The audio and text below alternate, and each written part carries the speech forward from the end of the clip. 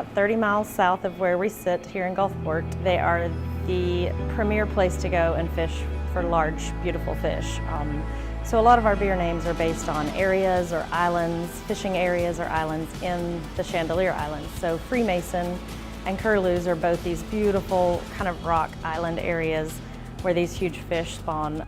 So 2 of our 3 owners are contractors, have been on the Mississippi Gulf Coast and in Alabama for years. That's Cam and Kane Roberts, and they were contracted to do Fairhope Brewery. So they built Fairhope Brewery, and then they were also recruited to help build Big Beach Brewery, which is in Gulf Shores. And once they built those 2, they looked at each other and were craft brewers themselves and said, why does our hometown of Gulfport not have a brewery? So recruited a gentleman out of Wisconsin. His name's Dave Reese. He is a level 3 Cicerone, so that's equal to the sommelier in the wine world. In the southeast region, we only have 3. There's 1 in Tennessee, there's 1 in Florida, and Mississippi now has 1. But his level for quality and creativity and expertise in the beer field is what makes Chandeleur a great brewery. We've actually started a Tarpon tagging project with Mississippi State University, and so we've partnered with them. We do have some fundraising efforts along with our beer and variety packs that goes towards that mission for watching and tagging these tarpon. But the guys love to fish. There are fishing lures on our can. We have a bait shop where all of our merchandise is. So they wanted to be able to create beer that they could throw in the cooler, take out on the beach or take out on the boat, that everyone would enjoy all day.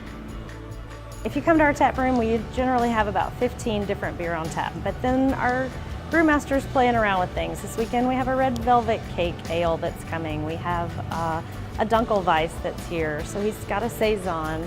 So all of your traditional styles of beer are generally represented in some form or fashion here in the tap room. We have been in business here in downtown Gulfport for about 3 years, and annually we have what's called Chandy Fest. It's a huge closing of the street block party for all of our faithful fans. So we recruit new fans every day, so that we're a huge tourist community down here on the coast, and so every day we're open at 4 o'clock.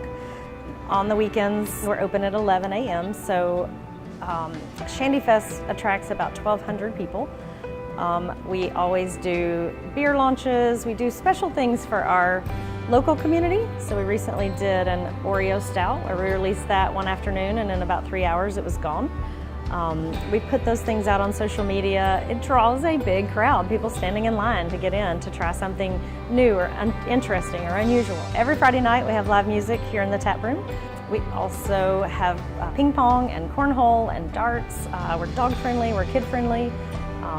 It's pretty family oriented because our ownership is fairly young. They have little kids, so you see lots of kids running around here. I love that people are becoming very craft-centric and very community-centric with their craft beer. So those large communities in the other states have their golden ale. What they're loving from us are the different things, the pineapple wheat, the sours, the curlews, the coconut. And so I think because we're very beach-oriented, we have a draw even up into the state to draw people down to the coast, even if it's just a beer experience.